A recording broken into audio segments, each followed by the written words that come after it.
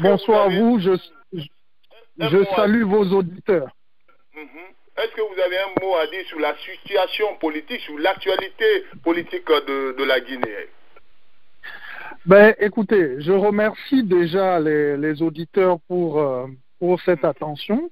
Alors, j'aurais juste deux petits mots à dire. Le premier, c'est de dire que pour nous, Africains, il faut savoir que le professeur Alpha Condé fait partie des icônes de la lutte pour l'indépendance en Afrique à travers la Fédération des étudiants d'Afrique noire francophone, dont il fut un des leaders, et il a connu un parcours politique qui l'a conduit en prison pendant plusieurs mois sous Lansana Conté. Il a connu l'exil, et voir aujourd'hui ce monsieur arriver à la tête du pays, faire une décennie au pouvoir et se comporter comme un autocrate, un tyran qui n'hésite pas à utiliser les méthodes les plus crapuleuses contre son opposition, où on tire à balles réelles, on emprisonne et le débat politique est interdit, où aujourd'hui on veut modifier la Constitution, où la dernière fois j'écoutais le ministre, je crois, de la communication guinéenne, qui est l'ancien journaliste Rachid Ndiaye, qui disait qu'on veut modifier la Constitution, par exemple, pour introduire dans la Constitution la lutte contre l'excision. Quand vous entendez des arguments aussi fallacieux, vous êtes en droit de rejeter ce projet-là de modification constitutionnelle. Et puis, vous savez, il existe un principe qui est celui de l'output legitimacy. C'est-à-dire quoi? C'est la légitimité par les résultats. Vous êtes légitime à conduire un projet lorsque vous avez obtenu des résultats au plan économique, social et politique. En 10 ans, presque à la tête du pays, puisque le président a été élu en décembre 2010, aujourd'hui le bilan du président Alpha Condé est catastrophique au plan économique et social. Il suffit de voir comme indicateur aujourd'hui que les Guinéens font partie au niveau de l'Office international, l'Organisation internationale des migrations, des populations qui fuient le plus pour mourir en Méditerranée. Ça, c'est les statistiques qui sont claires là-dessus. Donc aujourd'hui, les Guinéens fuient la Guinée parce que l'enfer social est invivable pour eux. Ça, c'est au plan social et économique. Au plan politique, le débat politique guinéen, il est marqué par presque une décennie de violence de la part d'un ancien leader politique où véritablement pendant des mois, voire des années, il n'a pas organisé les législatives. Le débat est caporalisé, on tire sur des manifestants, etc., etc. Donc, on se pose des questions et on est en droit de constater l'échec sur le plan politique. Et même le dialogue politique est rompu aujourd'hui. Monsieur Olivier... Et ensuite, oui, je finirai rapidement. Oui, allez-y. Est-ce que vous avez un dernier mot? Quel conseil vous avez à donner au Front national pour la défense de la Constitution en Guinée, puisque aujourd'hui, vous savez que le gouvernement a pris son bâton du pèlerin pour les empêcher sur le terrain. Quel conseil avez-vous pour ce grand mouvement qui vient d'être créé, qui est aujourd'hui un espoir pour la jeunesse? Quel conseil avez-vous? 30 secondes rapidement. Alors, le conseil, il est simple. C'est celui de résister, continuer de résister par tous les moyens à la fois pacifiques, mais également les moyens vraiment que permet la loi au niveau international et poursuivre les auteurs des violations et dénoncer cette supercherie qui est en train d'être organisée aujourd'hui en ce qui concerne le projet de modification, qui n'est pas consensuel. Et un projet non consensuel aujourd'hui ne peut être qu'un malheur pour la Guinée. Voilà tout ce que j'avais à dire en ce qui concerne le conseil aux membres du Front national pour la défense de la Constitution, le FNDC. Allô? C'est bon, ça va. C'est ça qui a passé.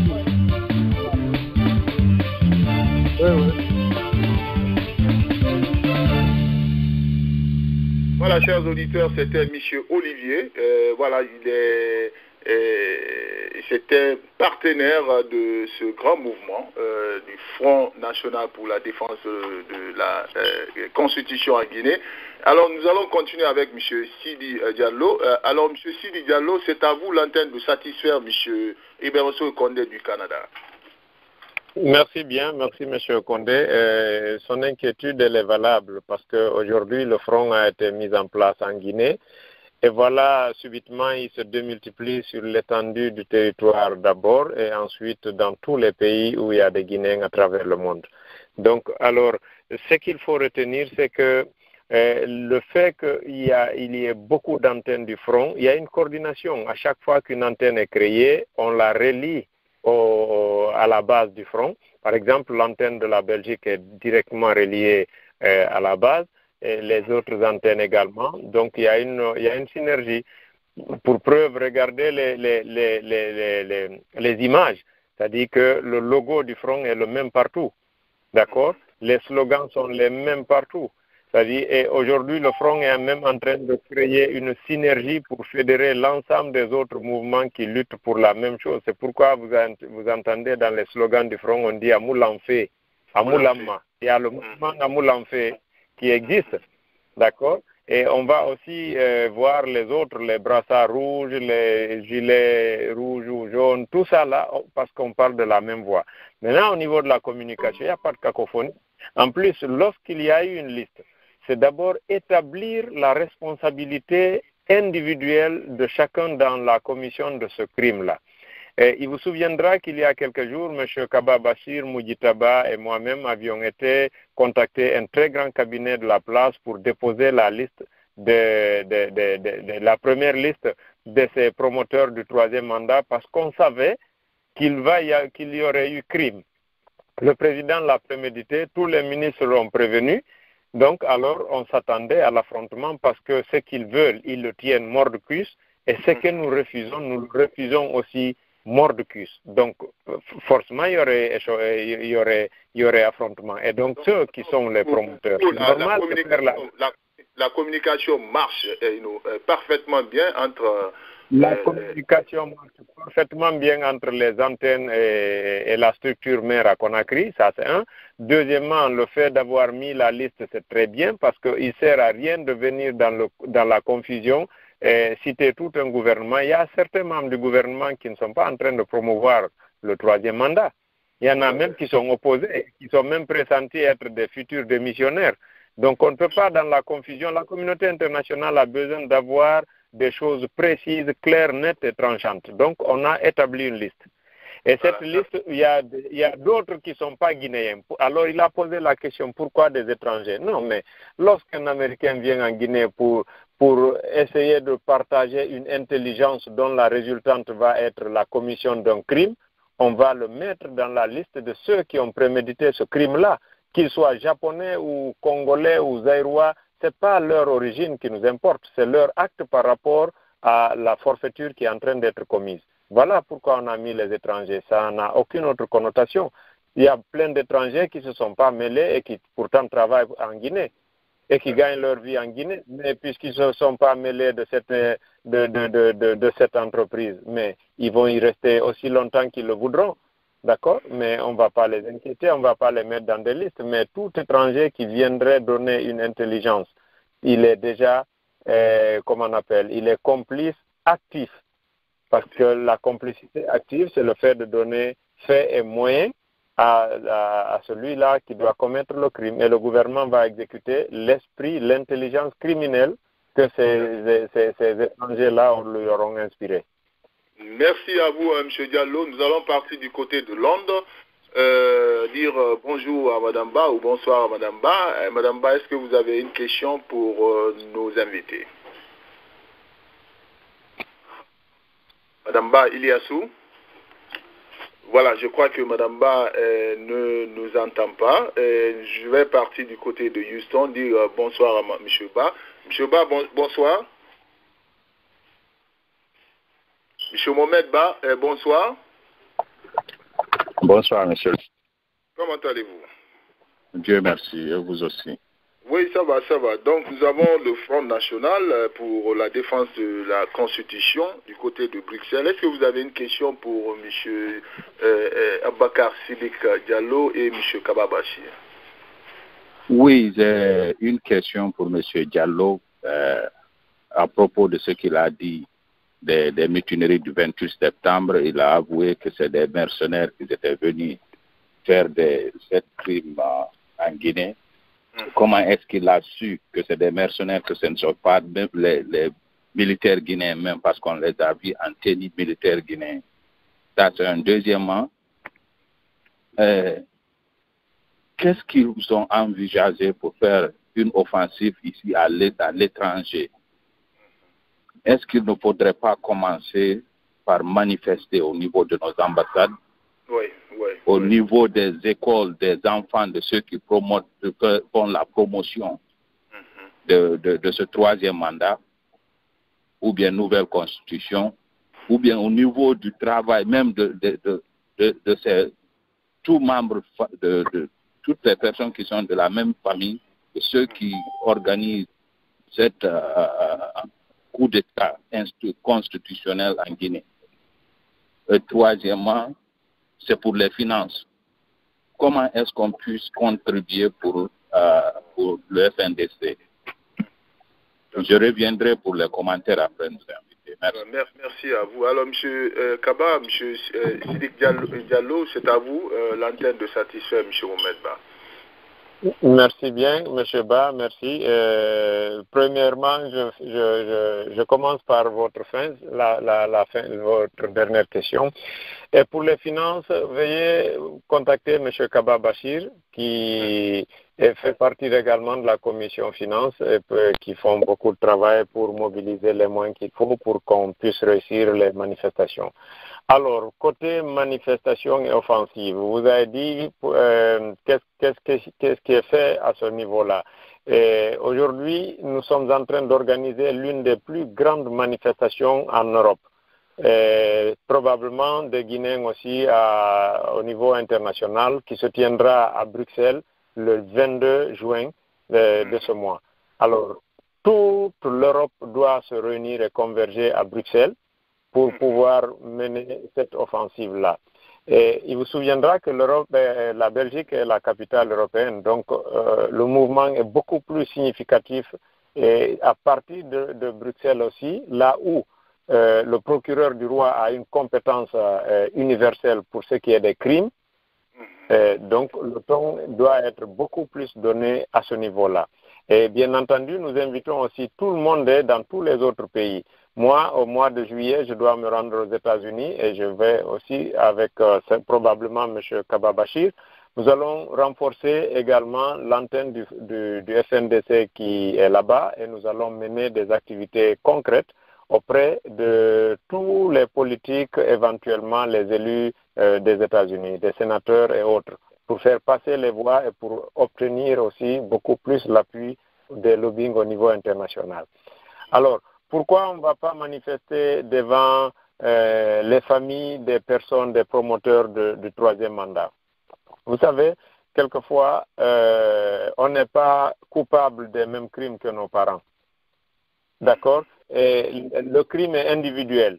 Aujourd'hui, c'est seul devant les criminels que nous allons intenter des actions directes. Leurs familles, leurs enfants, leurs épouses, on estime que s'ils sont là, eux aussi, c'est pour fuir l'enfer que leur père, leur mari sont en train d'instaurer chez nous là-bas. Et ils n'ont pas le choix, parce que quelquefois, ce n'est pas de leur choix. Donc, on ne va pas, nous, faire comme eux la chasse aux sorcières. Mais par contre, les promoteurs du troisième mandat, ces ministres, ces hauts cadres corrompus, véreux, qui sont là-bas et qui viennent ici pour faire des vacances de santé ou quelquefois des vacances de plaisir, oui, on va les identifier à chaque fois qu'ils doivent voyager et venir ici. On va les attendre même au niveau des aéroports. On va leur faire la fête. Parce que ça, c'est inadmissible qu'ils aillent troubler là-bas, créer le crime et la désolation chez nous, brûler le pays et revenir en Europe ici, s'asseoir, faire des bilans de santé et se mettre à s'amuser, boire du vin et du coca. C'est impossible. Donc ça, il y a une commission déjà qui est mise en place pour pouvoir identifier l'ensemble des hauts cadres promoteurs du troisième mandat qui viendraient ici pour des vacances ou quelle que soit la raison. Ils seront identifiés, on va leur faire savoir que la pagaille c'est en Guinée et quand ils sont là, ils doivent aussi répondre devant les Guinéens qui sont là. D'accord. Voilà, merci à vous. On va prendre, je crois, certains RPGistes. Vous êtes à la radio de la contradiction. Monsieur le cas du 28 septembre. Le cas du 28 septembre, allez-y rapide. Voilà. Le cas du 28 septembre, il y a eu beaucoup d'interventions. Les gens, chacun essayait de dire des choses.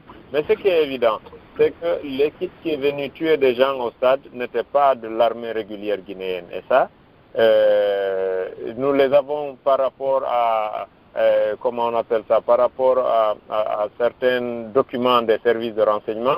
Et nous le savons aussi parce que pour ceux qui étaient au stade, ils ont vu les êtres qui étaient en face d'eux, qui étaient en train de tuer nos frères. Moi, j'étais au stade du 28 septembre. Donc, ce n'était pas l'armée guinéenne. Mais cette armée a gardé le silence par rapport à ça. C'est comme aujourd'hui, les 103 victimes de répression depuis le début, depuis 2010.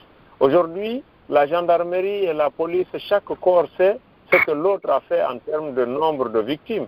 Mais ils se couvrent, ils se taisent. Alors, c'est pourquoi d'ailleurs, quand on dit la grande muette, pour ce qui est de notre armée, c'est vraiment la grande muette. Parce qu'elle se tait même devant le crime, des gens qui l'habillent, qui la nourrissent, qui la logent, qui la soignent, qui l'entretiennent, qui fait tout, qui paye même ses galons. On tue ces gens-là et puis cette armée, les miettes, elle ne fait rien. Même quand d'autres envahisseurs sont payés pour venir le faire, elle ne dit absolument rien. Mais je pense que c'est pourquoi d'ailleurs, aujourd'hui, le procès du 28 septembre ne peut pas être ouvert parce que jusqu'à présent, des officiers complices de ce crime sont encore tout près du président de la République et ils sont en fonction. Donc on ne peut pas ouvrir, on ne peut pas ouvrir une enquête. Maintenant, lorsqu'on veut politiquement déconnecter l'un ou l'autre, on fait monter d'un cran le niveau de menace. Quand le capitaine Dadis s'est rapproché de l'UFDG dans une intention de faire alliance avec Cellou Dalein en 2015, il est passé de simple témoin à inculpé. Donc, alors, c'est ce qui l'a fait rebrousser chemin. Donc, c'est devenu aujourd'hui un objet de menace. Voilà pourquoi, moi, à mon avis, lorsque le ministre de la Justice se targue d'avoir été héros pour sa démission, moi, je me dis que le ministre de la Justice qui a été avocat, qui est avocat au barreau européen, et ministre de la Justice garde des Sceaux dans un pays où il a fait pendant 5 années, il y a une situation de 103 morts par balle, jamais élucidée. Il y a le 28 septembre, jamais élucidé, et tant d'autres crimes et abus du pouvoir. Si c'est maintenant qu'il décide de démissionner, et puis je ne pense pas qu'il soit un héros. Oui, d'accord, merci à vous, M. Sidi Diallo.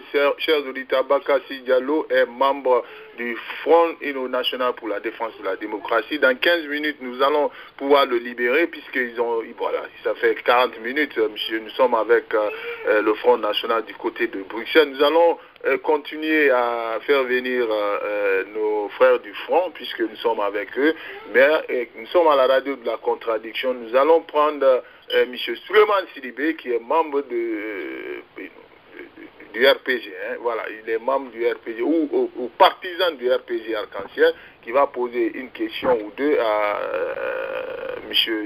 Sidibé Diallo tout à l'heure. Alors, M. Souleymane Sidibé, bonsoir, du côté de New York. Comment allez-vous, mon frère? Oui, bonsoir, M. Léo. Bonsoir à notre invité, M. Diallo et M. Kaba. Bonsoir. Bonsoir à tous les auditeurs. Et ma question, M. Léo, à nos invités de ce soir, est-ce qu'on ne peut pas dire aujourd'hui ces mêmes groupes qui sont attaqués à le président de la République dès le début de l'investiture de Alpha Condé, comme on appelait tout sauf Alpha, est-ce qu'on ne peut pas dire aujourd'hui ces mêmes groupes qui se sont réunis encore pour dire qu'ils vont défendre quelque chose qui ne les appartient pas, parce que moi je dis ça parce que la Constitution n'appartient pas à un groupe. La Constitution appartient à tout l'ensemble du pays et de la population. est-ce qu'ils sont bien placés de parler au nom de la Guinée ou bien de parler au nom de la nation guinéenne aujourd'hui pour barrer la route, ce que la majorité guinéenne veut aujourd'hui? Et ça, c'est ma première question. Deuxième question, est-ce qu'on ne peut pas dire aujourd'hui qu'ils ont déjà échoué parce que à Zéro-Corée, l'objectif était de commencer des pagailles ou bien la violence aux forêts et puis les autres vont commencer des différents lieux. Mais compte tenu de la situation, ceux qui ont commencé déjà, ils ont été anéantis aujourd'hui par ceux qui veulent pour une nouvelle constitution en Guinée. Je vous remercie et je suis à l'antenne. C'est ma deux questions. Merci à vous. Vous avez mentionné le mouvement Tous Sauf Alpha, dont je suis coordinateur ici aux États-Unis. Je crois que je vais laisser le soin à M. Diallo de vous répondre, puisque je crois qu'ils ne vont pas faire les mêmes erreurs, c'est ce qu'ils ont dit. Je lui posais même une question par rapport à cela, mais le mouvement Tous Sauf Alpha a échoué parce que ils nous confondus avec les politiciens en place. Donc, on va lui poser quelques questions par rapport à ça. Mais vous n'allez pas me dire que ceux qui sont devant cette structure aujourd'hui ne sont pas politiciens. Bon, merci beaucoup. C'est différent du mouvement. Voilà, eux, ils défendent une constitution. Alors, monsieur Sidike, est-ce que c'est un groupe qui doit défendre une constitution dans un pays? Merci à mon cher frère, merci bien et merci à mon cher frère du RPG. Et que je plains le RPG, c'est un très beau parti. C'est un parti qui a montré une dimension panafricaine. C'est un parti qui a porté des valeurs et qui a su les maintenir et qui a résisté au temps et à la tentation. C'est un parti qui a produit quelqu'un du néant au tout. Alors, ce parti-là, il ne doit pas disparaître comme le PDG-RDA, comme le PIP. Le PDG-RDA, c'est le parti de Sékou Touré qui n'a pas fait des études supérieures. Il était brillant, intelligent, mais il n'était pas universitaire. Et il était venu dans un contexte révolutionnaire, très perturbé, avec la guerre froide et tout ça. Il est parti avec son fondateur. Le PUP est venu dans un contexte, un parti d'un général militaire qui voulait se maintenir et avec des partisans euphoriques. Ils ont créé le PUP. Il est parti avec son fondateur. Mais le parti d'un professeur de droit, ça ne doit pas raisonner comme le parti d'un bûcheron. Alors si aujourd'hui je vois le RPG, c'est des gens comme mon frère pour lequel je respecte l'opinion et qui donne des explications aussi légères pour justifier le changement d'une constitution ou pour justifier la répression dans le sang et qui a coûté la vie à un compatriote de son pays, je ne crois pas que la Guinée ait besoin maintenant de ce parti dans sa gestion. Aujourd'hui, les Guinéens, ils ont dit ouvrons le débat. Et le FNDC ne fait qu'ouvrir le débat, sortir avec les pancartes, des slogans chantés, danser, expliquer. Ce n'est pas une tentative de coup d'État ou de déstabilisation ou de barbarie. Alors quand cela est réprimé dans le sang et par l'arme, je ne pense pas qu'il puisse s'appeler majorité. Quelle majorité? Vous avez volé les élections en 2010, vous avez récidivé en 2015 et vous vous appelez majorité. Vous-même, vous voyez. Aujourd'hui, laissez les Guinéens s'exprimer. Ouvrez de grands débats dans les universités, dans les lycées. Ouvrez ça au niveau même des religieux. Même les lois que cette équipe est en train d'élaborer, c'est des lois contre les valeurs de la Guinée. Toutes les religions majoritaires en Guinée interdisent l'alcool. Ils viennent de voter une loi pour autoriser l'installation d'une très grande brasserie d'alcool. D'accord? Les lois guinéennes, 80% des Guinéens sont musulmans et dans leur conception religieuse, la polygamie est un pilier fondamental. Ils viennent de mettre une loi pour interdire la polygamie. Ils viennent de mettre encore, mais c'est que tout ce que cette équipe produit en majorité, et partout ils se disent majoritaires, parce qu'à l'Assemblée ils sont effectivement majoritaires, mais voyez le travail de l'Assemblée. Ils ont aliéné toutes nos richesses. Ils ont signé toutes les conventions. Partout où le RPG a été majoritaire, ils ont mis des choses qui détruisent les valeurs, les fondements et ruinent le pays. Et aujourd'hui, ils pensent être majoritaires aussi dans la nature, parmi les citoyens. Mais sauf qu'ils ne veulent pas laisser tous les citoyens s'exprimer pour mettre à nu leur prétendue majorité là. Mon frère, moi, à votre place, on aurait cherché à pérenniser cette institution qui est le RPG Arc-en-Ciel au lieu de vouloir imposer un vieux de 80 ans contre nature et qui aujourd'hui vous êtes certain qu'il ne peut pas faire l'affaire de la Guinée. Même si on prend au sens des lois guinéennes, aujourd'hui le président n'a plus légalement il ne doit plus gouverner. Parce que regardez, tenez en droit dans le Code civil. Il est dit qu'on ouvre la succession d'un Guinéen en termes de succession, d'accord? On ouvre la succession à l'extrême vieillesse. Et lorsqu'on voit dans les mêmes dispositions, c'est quoi on appelle l'extrême vieillesse? C'est la tranche d'âge comprise entre 80 ans et plus. Et le président a plus de 80 ans. Donc si on s'en tient à une stricte application de la loi, alors le président devait se voir sa succession ouverte. Merci. Comment voulez-vous encore changer l'instrument fondamental du pays pour juste maintenir cet homme? Aujourd'hui, on a perdu un homme à Zérékoré. Lui, il meurt parce que le président a l'ambition encore de garder, de se maintenir au pouvoir. D'autres sont blessés parce que le président veut se maintenir au pouvoir. Certains vont mourir encore parce qu'ils veulent se maintenir au pouvoir. Combien de sacrifices pour une seule personne après avoir fait 10 années de gestion de ce pouvoir-là, sans partage, sans respect des lois, rien. Merci. Je vous en prie. Monsieur Diallo, chers auditeurs, Monsieur Diallo est membre fondateur du Front national pour la défense de la Constitution du côté de Bruxelles. Il est avec M. Bachir Kaba. M. Bachir Kaba va se reconnecter tout à l'heure. Nous avons 12 minutes avant de libérer notre invité. Je vais prendre M. Si du côté de Indiana avant de prendre Mme Sano Doussou-Kondé du côté de New York. Voilà, on va passer aux commentaires tout à l'heure. On sera en contact avec M. Sidik Diallo du côté de Bruxelles. Il sera aux États-Unis bientôt. Nous allons suivre l'évolution des choses avec le front. Je lui poserai 2 questions en termes de stratégie tout à l'heure avant de le libérer puisque M. Sidibé veut confondre le mouvement tout sauf au mouvement pour la défense de la Constitution. Je crois que ça c'est une contradiction. Ça c'est 2 objectifs complètement différents. Mais on reviendra sur ça dans nos émissions prochaines. Alors, M. Momessi, bonsoir du côté de Indiana. Comment allez-vous? Oui, bonsoir à vous, M. Bangoura. Bonsoir à tous les auditeurs. Bonsoir à nos invités. Moi, je n'ai pas de questions. Oui. Si vous permettez un commentaire d'1 minute. Allez-y rapidement.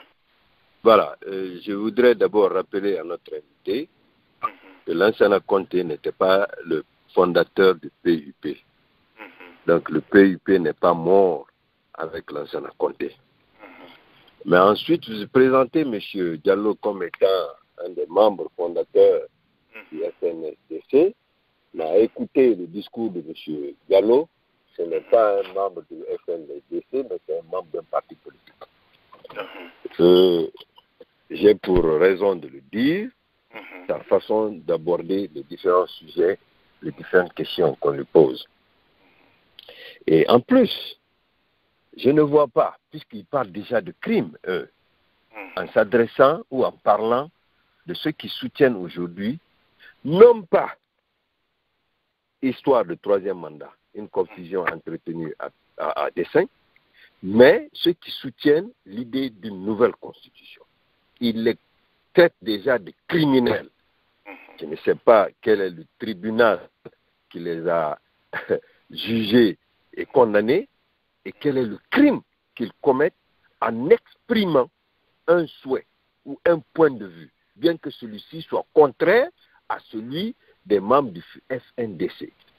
C'est-à-dire, quand ils parlent que les gens, ceux qui supportent l'idée de constitution, etc., veulent brûler la Guinée, non, c'est le FNDC qui veut brûler la Guinée parce que c'est lui qui refuse le débat. La preuve, encore une fois, si besoin, c'est la liste qui diffuse. Mais cette liste-là, c'est pourquoi?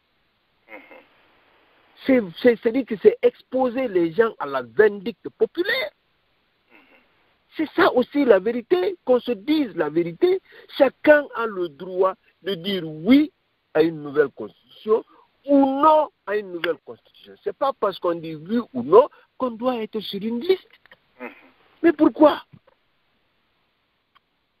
Pourquoi? Quand on parle M. Diallo nous parle des victimes. Il réduit le nombre de victimes du régime Alpha Condé au nombre de victimes qui sont supposées être du pays, de l'UFDG, victimes des manifestations soi-disant pacifiques organisées en Guinée. Je rappelle à M. Diallo, si c'est par rapport à la période à laquelle Alpha Condé est au pouvoir, il y a eu plus de victimes que ça. Il y a des victimes en forêt, il y a eu des victimes en basse-côte, à Bokeh notamment. Pourquoi on ne les compte pas, eux? Ce ne sont pas des gens d'une société civile, ce sont des acteurs politiques déguisés. C'est ça la vérité. Merci, M. Bangla. Merci à vous, M. Diallo a le droit de réponse. Alors, on va lui donner ce droit de réponse avant de prendre Mme Condé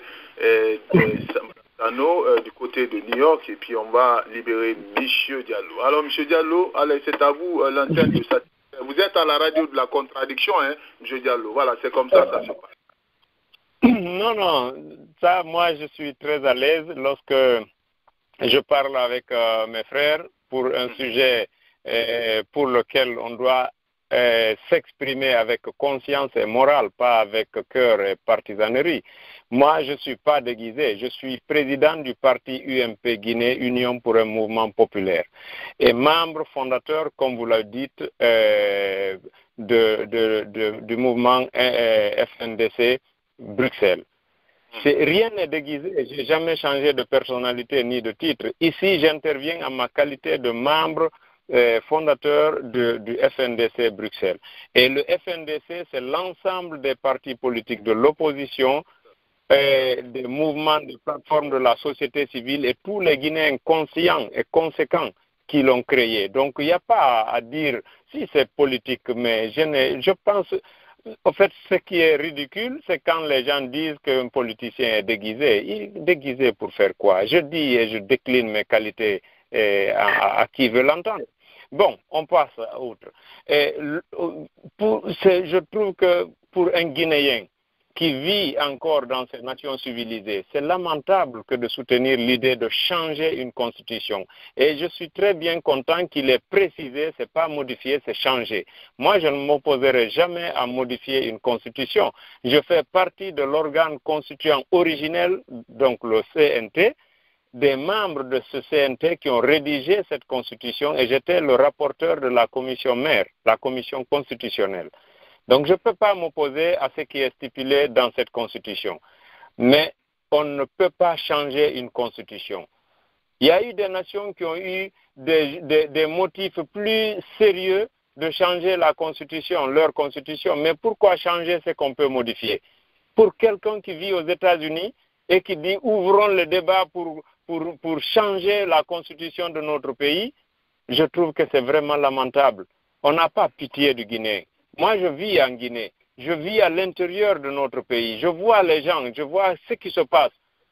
Je ne pense pas qu'on ait des leçons de morale à recevoir de quelqu'un qui dit ils ne sont pas capables d'ouvrir le débat, et quand je les qualifie de criminels, lorsque vos idées, vos actes ont conduit à un crime, vous êtes criminel, il n'y a pas un autre qualificatif. Il n'y a pas que le juge qui doit qualifier ça.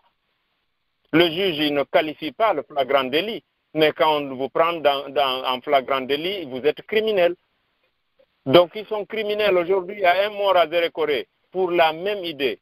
Avant lui, il y a combien de blessés? Un criminel, ce n'est pas seulement celui qui tue, c'est lui aussi qui blesse, c'est un criminel. Le crime, c'est celui qui est coupable d'une infraction de sang.